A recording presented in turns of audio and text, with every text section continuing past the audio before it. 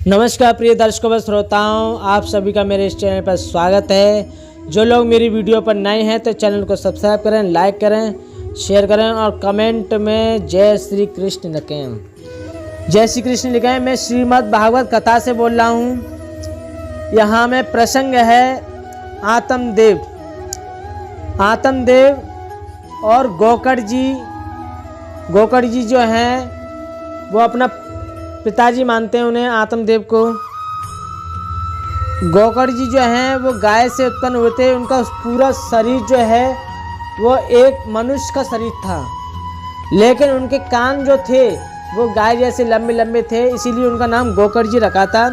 तो एक बार क्या हुआ कि आत्मदेव बहुत परेशान हो गए थे, अपने जीवन से बहुत दुखी हो गए थे और वो एकांत में बैठकर रोने लगी। तभी उसी समय गोकर्ण जी का आगमन हुआ और उन्होंने पिताजी को देखा कि पिताजी रो रहे हैं। उन्होंने पूछा, पिताजी क्या बात है, आप इतने दुखी क्यों हैं?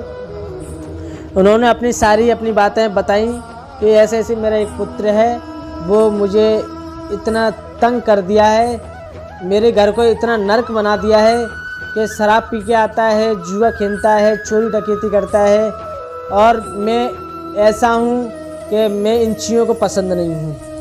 तो फिर क्या हुआ कि गोकर्ण जी उन्हें समझाते हुए कह रहे हैं कि आप घर के एकांत में बैठकर आंख बंद करके अपने आप से ये प्रश्न करो।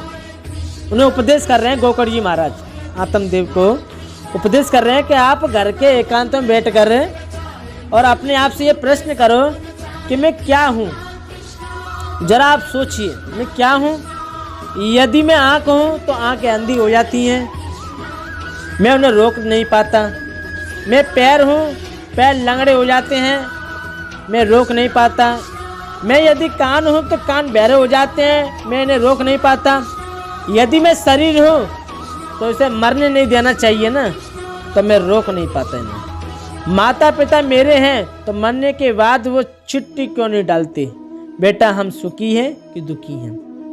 यदि बेटा बेटी मेरे हैं तो जन्म से पहले सूचना क्यों नहीं देते, पिताजी हम आ रहे हैं? इसका मतलब क्या है? अच्छा, हम दिन में सोकर उठते हैं तो जगने के बाद और सोने से पहले का ये जो चक्कर है क्यों है? रात्रि में सोने के बाद हम पर अगर पंखा गिर जाए, छज्जा गिर जाए, हमें क्या मालूम? सोते समय हम कहाँ चले जाते हैं? जन्म से पहले हम क्या थे, मरने के बाद हम कहाँ जाता हैं? 45 मिनट अपने आप से ये पूछिए, मैं क्या हूँ? ये सब क्या है? संसार मकान मेरा है तो मैं लेकर जाता क्यों नहीं?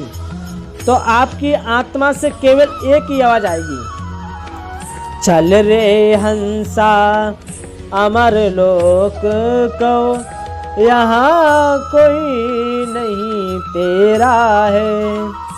जग वालों का हुआ अंधेरा, अपना हुआ सवेरा है। जिसको तुमने अपना माना है, यहाँ तो आपका एक भ्रम है, एकदम नाटक है। समाज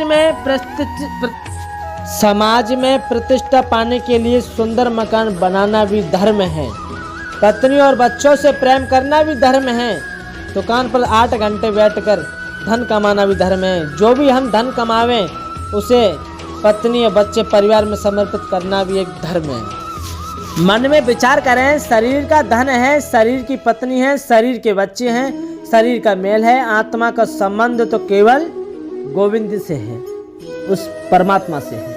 आत्मा का संबंध तो केवल कन्हैया से है। ये बात जिसने जीवन में उतार ली वो घर में रहकर भी जंगल में रहने की भांति विरक्त रह सकता है। गोकर्ण जी महाराज बोले, आप कहते हैं मैं वन में चला जाऊं तो वन में जाने से भगवान मिलते हैं क्या? यदि वन में जाने से भगवान मिल जाते तो गीदड़ का तो जन्म वन में ही होता है, शेर तो पैदा वन में ही होता है, तो हमसे पहले भगवान उनको मिल जाते। मन के मारे वन गए, वन तज मस्ती माए, कह कबीर ये मन लालची ये कहूँ टहरत ना है। मन की खटपट नहीं मिटेगी तो मन में जाने से वन में जाने से क्या फायदा? मन तो माँ भाग रहा है।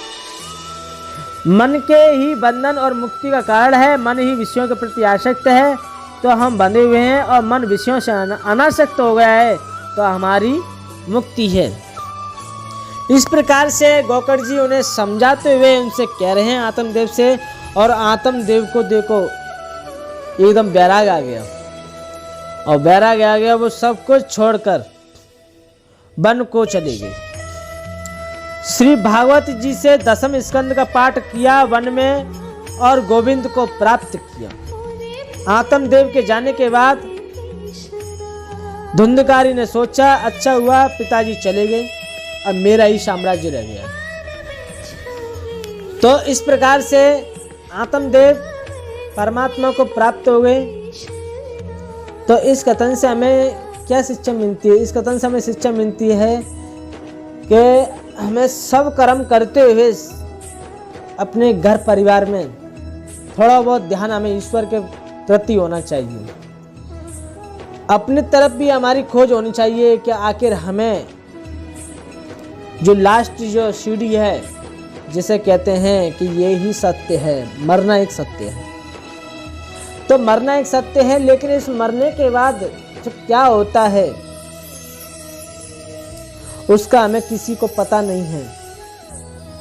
उस तत्व को तो जानना चाहिए जिससे हमारा ये शरीर का संचालन हो रहा है, उस तत्व को जानना चाहिए। वो तत्व है क्या चीज़? तो उस परमात्मा की भी खोज होनी चाहिए। इसीलिए सारे कर्मों को करते रहिए। थोड़ा 1 घंटा 1.5 घंटा परमात्मा के नाम के लिए निकालो, एकांत में बैठो और अपने आप में सोचो आखिर ये चक्कर क्या है। ऐसी बात नहीं है कि हम जिस चीज़ की खोज करें और उस चीज़ की खोज ना हो, ऐसा नहीं हो सकता। जिस चीज़ की हम खोज करेंगे उस चीज़ की खोज हो सकती है। कवन सुकाज कठिन जग माई जो नहीं होता तुम पर। संसार में ऐसा कोई कार्य नहीं है जिसको तुम कर ना सको।